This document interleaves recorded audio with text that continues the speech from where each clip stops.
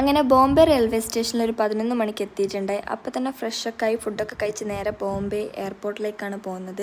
ശ്രീനഗറിലേക്കാണ് നമ്മൾ ട്രിപ്പ് പോകുന്നത്, കാശ്മീരേക്ക്. അങ്ങനെ ഞങ്ങൾ എയർപോർട്ട് എത്തി കുറച്ച് സമയം വെയിറ്റ് ചെയ്തു. 6 മണിക്കാണ് ഞങ്ങൾക്ക് ഫ്ലൈറ്റ്. അങ്ങനെ 2 മണിയായപ്പോൾ ഞങ്ങൾ ചെക്ക് ഇൻ ചെയ്തു. അങ്ങനെ ഫ്ലൈറ്റ് കയറി കറക്റ്റ് 6 മണിക്ക് തന്നെ ഫ്ലൈറ്റ് എടുത്തിട്ടുണ്ടായി. നല്ല സർവീസും കാര്യങ്ങളൊക്കെ ആയിരുന്നു. അങ്ങനെ എൻ്റെ ഫസ്റ്റ് എക്സ്പീരിയൻസ് ആണ് ഫ്ലൈറ്റിൽ വിൻഡോ സീറ്റ് തന്നെ കിട്ടിയിട്ടുണ്ടായിരുന്നു.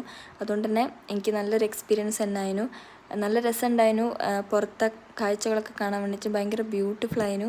അങ്ങനെ 2.5 മണിക്കൂറുണ്ട് ഞങ്ങൾക്ക് ബോംബെ ടു ശ്രീനഗർ പോകാൻ വേണ്ടിയിട്ട്. അങ്ങനെ ശ്രീനഗർ എത്താറായപ്പോഴുള്ള വ്യൂ ഇതാണ്. മൗണ്ടെയ്ൻസിൻ്റെ മേലെ സ്നോ കണ്ടപ്പോൾ എനിക്ക് ശരിക്കും പറഞ്ഞാൽ എനിക്ക് ഭയങ്കര ഹാപ്പിനെസ്സാണ് തോന്നിയത്. കാരണം ഞാൻ ശരിക്കും കാശ്മീരൊക്കെ പോകുന്നത് സ്നോ എക്സ്പീരിയൻസ് ചെയ്യാൻ വേണ്ടിയിട്ടായിരുന്നു.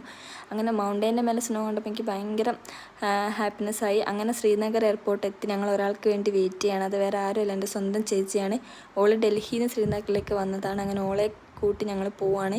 ഞങ്ങളെ വെയിറ്റ് ചെയ്ത് ഞങ്ങൾ ഡ്രൈവർ പുറത്തുണ്ടായിരുന്നു. ട്രിപ്സിഗോ പാക്കേജിലാണ് ഞങ്ങൾ കാശ്മീർ പോകുന്നത്. അങ്ങനെ ഡ്രൈവർ ഞങ്ങളെ പിക്ക് ചെയ്ത് ഞങ്ങൾ റൂം